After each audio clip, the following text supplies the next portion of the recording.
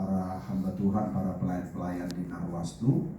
Saya ingin cerita bermula, saya masih usia sangat muda sekali, tamat dari PGA itu SLTA. Baru saya tamat sekolah Alkitab hanya 6 bulan. Itulah saya diutus dengan hanya selembar kertas ke Papua tahun 92. Saya tidak pernah dikirimi beras, saya tidak pernah dikirimi uang sepeser pun sampai hari ini untuk merintis GPI di Papua. Saat itu namanya masih Irian Jaya. Lalu saya mulai mencari jiwa, tapi makan saja susah. Oleh karena susahnya 2,5 tahun saya di perintisan itu hanya makan kangkung, itu pun kangkung liar. Kalau kangkung liar itu keras, jadi nggak lembut. Itu saja yang saya makan tiap hari tanpa lauk, tanpa nasi, hanya kangkung. Sehingga melewatkan satu malam itu terasa lama sekali. Kadang tidur kelaparan, krok-krok, itu pun hanya di karton-karton alas tempat tidur saya. Bunyi-bunyi krok-krok, saya geser sebelah sini. 5 menit lagi krok-krok. Begitulah melewatkan satu malam. 2,5 tahun itu hanya kangkung. Sampai gigi saya itu kayak tajam makan kangkung pagi, siang, malam. Dan berat badan saya saat itu hanya 49 kilo. Dan malaria. Tiap hari sampai suatu ketika saya pergi tetap menginjil walaupun sedang malaria. Muntah di depan Polsek Adipura karena jalan kaki. Jadi berpuluh kilometer tiap hari saya jalan, itu karena nggak ada ongkos. Jadi saya muntah depan polsek, yang keluar hanya kangkung semua. Saya malu, saya tutupi dengan pasir supaya jangan dilihat orang. Habis itu muntah, jalan lagi. Nah, seiring dengan waktu Tuhan menolong. Waktu itu ada 3. Yang pertama dibaptis dalam pelayanan, yaitu 1 orang Toraja, 1 orang Papua, 1 orang Batak. Dan orang Toraja itu yang pertama adalah yang jadi ibu gembala sekarang. Setelah itu mulai tambah jiwa, ya juga mulai selamatlah dari makan kangkung. Karena ketemu istri yang PNS, sudah ada beras jatah dolok. Nah, mulailah ditambahkan jiwa dan bertumbuh berkembang sampai gereja kita sekarang sudah 20 sidang yang mulai kita rintis dari awal itu. Nah, selanjutnya kita di Jakarta memulai pelayanan pun waktu itu kita sewa di LAI, Lembaga Alkitab Indonesia. Per satu kali ibadah itu 2 jam 3 juta. Kalau lewat 15 menit dimatikan AC, lewat 30 menit dimatikan lampu dengan lift. Waktu itu kita di lantai paling atas itu sewa ibadah. Jadi sangat beban berat, tapi nggak saya tunjukkan ke jemaat betapa beratnya menyewa. Karena dikejar-kejar waktu. Kalau pengkhotbah yang kita undang agak panjang khotbahnya, saya yang duluan gelisah.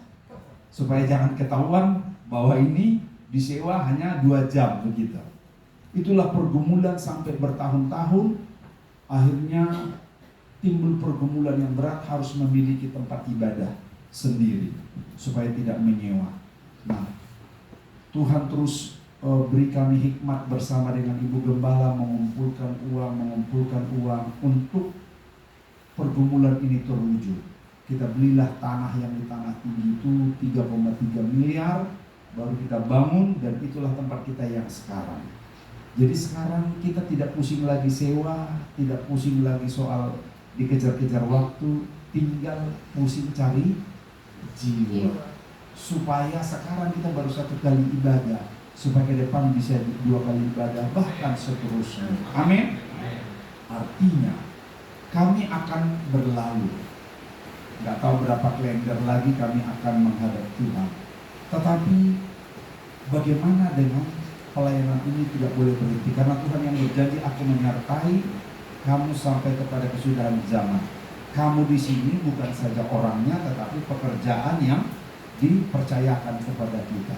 Karena itu ketua sinode kita yang tahun lalu dengan Pak Sekjen ke Papua, dia bilang kami percaya betul untuk wilayah Indonesia Timur ini Pak Simare tangani.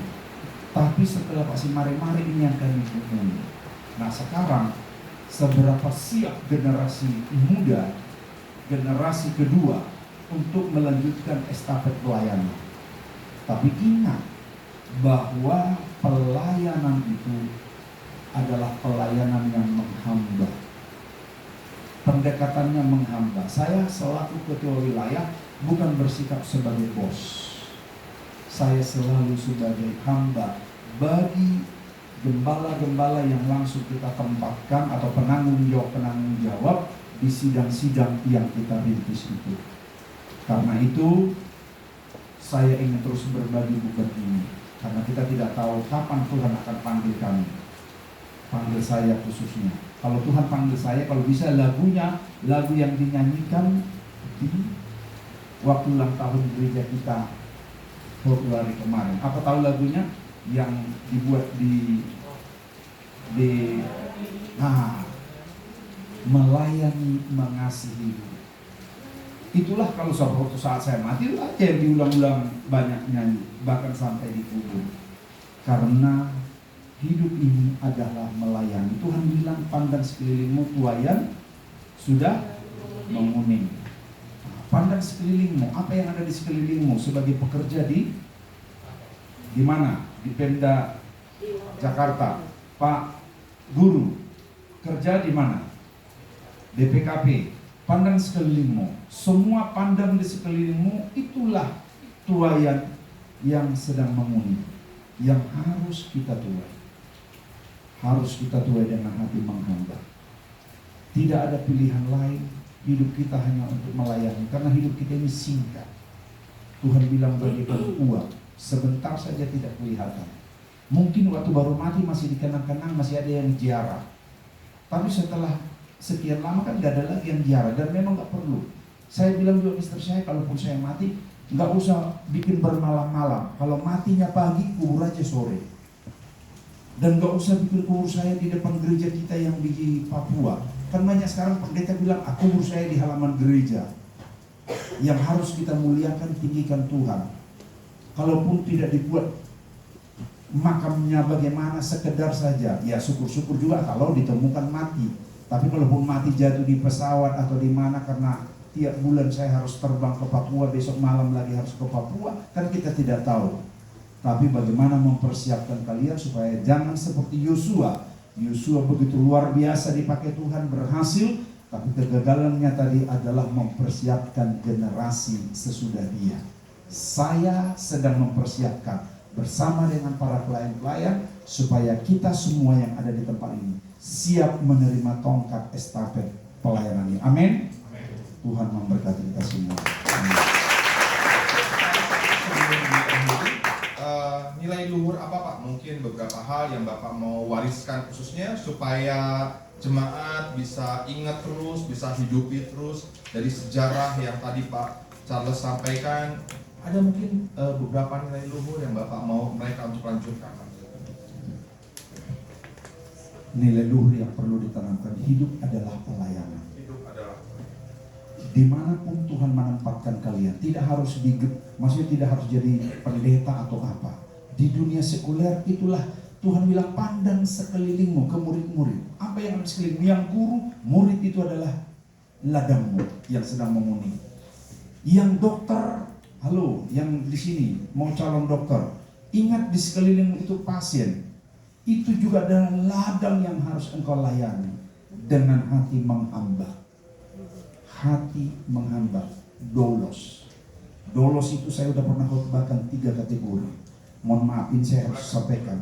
Yang pertama itu ada hamba, dia melayani dibayar, selesai. Yang kedua tidak dibayar tapi dia bilang yang penting saya dapat makan, saya dapat tempat tinggal. Itu dolos kategori yang kedua. Dolos kategori yang ketiga, malah kita membayar Tuhan kita. Apa yang engkau miliki, apa yang engkau punya, keluarkan itu supaya Tuhan makin pakai engkau lebih dahsyat. Itulah yang kami alami dengan istri. Kami tidak punya apa-apa, kami nggak punya mobil. Lihat mobil kami yang parkir ini paling tua mobil kami dari semua. Karena apa yang kami punya adalah untuk Tuhan. Bahkan kami sedang tawarkan ada satu rumah kita sekarang di BTN di Papua untuk kita jual supaya bisa kita pasang lift ke lantai 3 dan lantai 4 di Jakarta ini. Supaya kita bisa lebih maksimal pelayanan. Karena banyak orang tua yang kita jangkau di Jakarta ini nggak bisa naik ke lantai 3, nggak bisa naik ke lantai 4. Semoga Tuhan semua. Karena itu melayanilah dengan penuh pengorbanan. Mungkin ada yang tidak bisa berkorban uang, waktumu, tenagamu, doamu.